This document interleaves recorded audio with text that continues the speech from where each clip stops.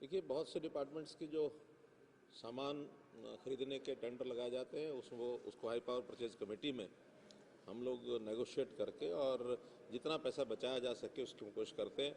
आज कुल मिलाकर के 23 आइटम्स थी और उन 23 आइटम्स की कुल राशि 1000 करोड़ रुपए से भी ज़्यादा बनती है। मुख्य रूप से आज उल्लेख करने लायक कि हमने 5 लाख टेबलेट्स जो बच्चों को दिए जाएंगे।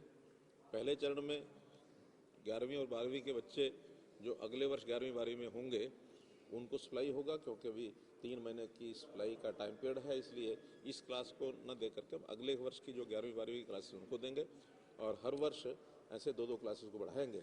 तो 5 लाख टेबलेट्स ये लिए गए हैं, जिनकी राशि लगभग 560 करोड़ रुपए बनती है।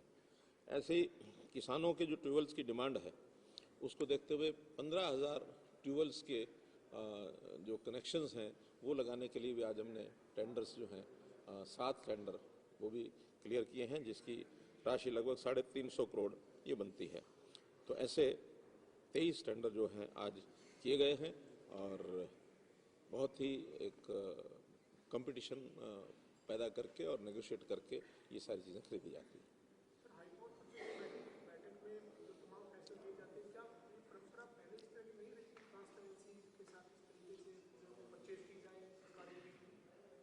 देखिए, मैं इसके बारे में सुनता ही हूँ।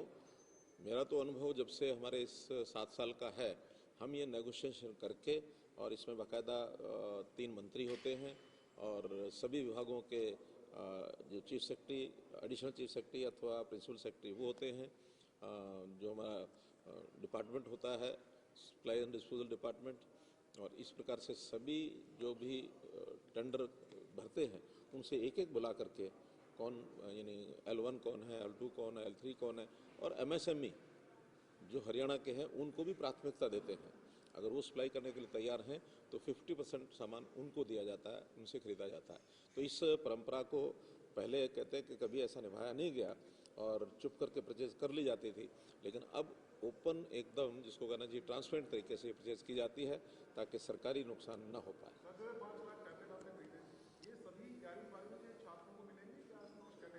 नहीं, हरियाणा के सभी 11वीं 12वीं के छात्रों को मिलेंगे सरकारी स्कूलों में। अगले वर्ष जो है एक कक्षा उसमें और बढ़ा देंगे, हर वर्ष एक एक कक्षा उसमें बढ़ाते जाएंगे।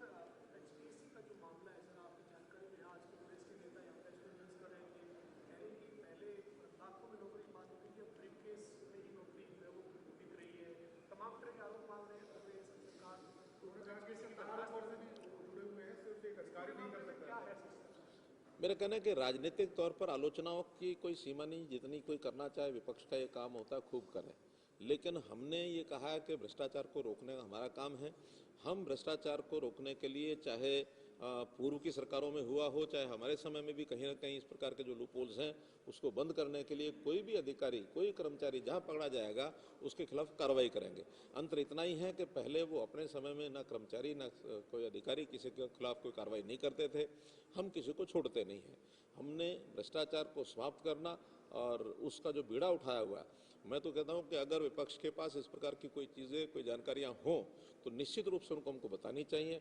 हमको नहीं बताएं तो विजिलेंस को बताएं, विजिलेंस को नहीं बताएं तो थाने में बताएं, थाने नहीं बताएं तो सीधे कोर्ट में ले जाए। कहीं ना कहीं उनको जाना चाहिए। केवल आलोचना के लिए आलोचना करना उनका धर्म है, करते रहे, लेकिन उसका कोई असर नहीं है, पब्लिक पर भी असर नहीं है। पब्लिक आज जानती है कि गरीब परिवारों में किस प्रकार से नौकरियां मिल रही हैं, और हमने तो ऐसे परिवार जिनके अंदर नौकरी नहीं है उसके घर, उसके परिवार के सदस्य को यानी एप्लीकेंट को 5% मार्क्स, बल्कि 10% मार्क्स बाकी चीज़ों को मिलाकर के मिलते थे, जो हमने अभी 5 किए हैं। लोगों की डिमांड के ऊपर कि 10% थोड़ा ज़्यादा लगते हैं तो उसको वापस 5% किया है, और बाकी जो और श्रेणियां हैं जिनको लाभ मिलना चाहिए उनको भी मिलता है। और जिस कारण से आज बच्चे पढ़ाई की ओर आकर्षित हो रहे हैं, चाहे कोचिंग सेंटर्स है, चाहे स्कूल शिक्षा है, चाहे कॉलेज शिक्षा है, सब में बच्चों की एक रुचि बनी है। अब जो फिर वही मैं शब्द बोलूँगा, पर्ची और खर्ची कभी नहीं चलेगी। आगे भी हमने रास्ते बंद कर दिए, कोई इस रास्ते पर आ भी नहीं सकेगा। ऐसे बहुत लोग मैं जानता हूं जो अब यानी शेखी बघारते थे कि मैंने अपने क्षेत्र के अंदर इतने लोगों को नौकरी दिलाई, मैंने अपने क्षेत्र में इतने लोगों को दिलाई। आज कोई भी प्रतिनिधि, जनप्रतिनिधि ये नहीं कह सकता कि मैंने दिलाई। हम देने वाले नहीं हैं, सामने वाले का, लेने वाले की क्वालिफिकेशन, उसकी मेरिट, उसका जो प्रतिभा है वो हमसे लेकर के जाएगा नौकरी। उसका एक सिस्टम है, सिस्टम में कोई लूप होल है तो उसको चेक करना ही हमारा काम।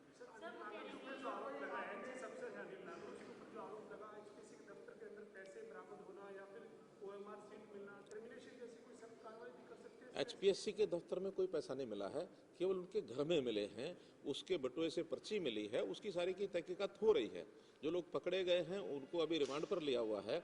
जहां जहां तक विजिलेंस का हाथ पहुंचेगा वहां वहां उन कल्प्रिट्स को पकड़ा जाएगा। इससे पहले भी हमने पेपर जो कैंसिल किए थे, जो पेपर लीक हुए थे उसको कैंसिल किए तो 48 लोग उसमें पकड़े गए हैं। और उसकी जो जड़ें हैं वो केवल हरियाणा के अंदर ही नहीं, वो हैदराबाद है, वो यानी नोएडा है, जम्मू कश्मीर है। 48 लोग पकड़े जाना और उनके खिलाफ कार्रवाई करना, एक बड़ा ऑपरेशन किया है। कांग्रेस के समय में केवल 7 या 8 FIR हुई, किसी के खिलाफ कोई कार्रवाई नहीं हुई।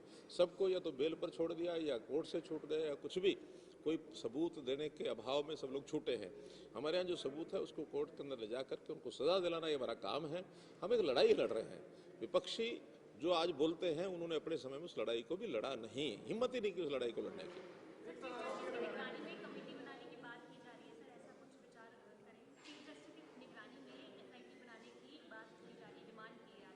देखिए, यदि हमारा सिस्टम कहीं उसमें कोई फेलियर हो, हम उसको ना कर पा रहे हो, कोई चीज़ ना पकड़ी जा रही हो, तब ये होता कि आगे कोई कार्रवाई करनी होती है। जब हमारा सिस्टम सक्षम है, आज हमारा विजिलेंस डिपार्टमेंट उसको गहराई तक जाकर के पकड़ चुका है, आगे भी वो चीज़ें चल रही हैं, तो हमें अपने सिस्टम पर भरोसा है। जिस दिन सिस्टम के अब उससे बाहर चीज़ हो जाएगी, उस दिन हम ये सारी चीज़ों का एजेंसीज का उपयोग करेंगे।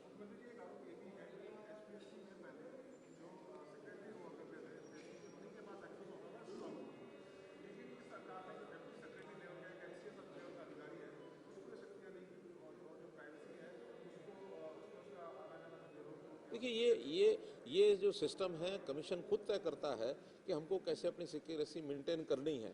लेकिन अगर कहीं कोई कमी आई है तो अपने आप रिव्यू करेंगे, निश्चित करेंगे। उनको पूरे अधिकार हैं हर चीज़ को रिव्यू करने के। सरकार ये काम नहीं करती है।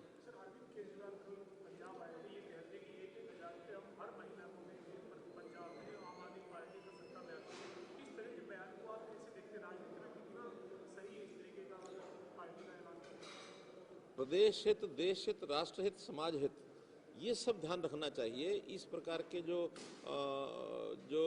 पॉपुलर मैयर्स को, जिसके कारण से कल को समाज में कोई गलत दिशा बन जाए, ऐसे पॉपुलर मैयर्स उपयोग नहीं करने चाहिए, उनकी घोषणा नहीं करनी चाहिए, वरना करने के बाद यही लोग पछताते हैं। दिल्ली में उन्होंने बहुत घोषणाएं की, आज दिल्ली में वही लोग जो उन घोषणाओं के चक्कर में आए थे आज वही पछता भी रहे हैं। इसलिए हमको समाज के लिए हर चीज़ का ध्यान रखना होता है। हमें यानी व्यवस्थाएं कायम रखनी होती हैं। हमने प्रदेश की आर्थिक स्थिति भी देखनी है, समाज का टैक्सेशन कितना है, रेवेन्यू कितना है, इसको भी ध्यान रखना है। और फिर किसको देना है, आखिर हम भी बहुत से लाभ देते हैं, लेकिन जिनको जो पात्र हैं उनको लाभ देना चाहिए। हर चीज़ हर किसी को देना ये संभव भी नहीं है और ये करना भी नहीं चाहिए।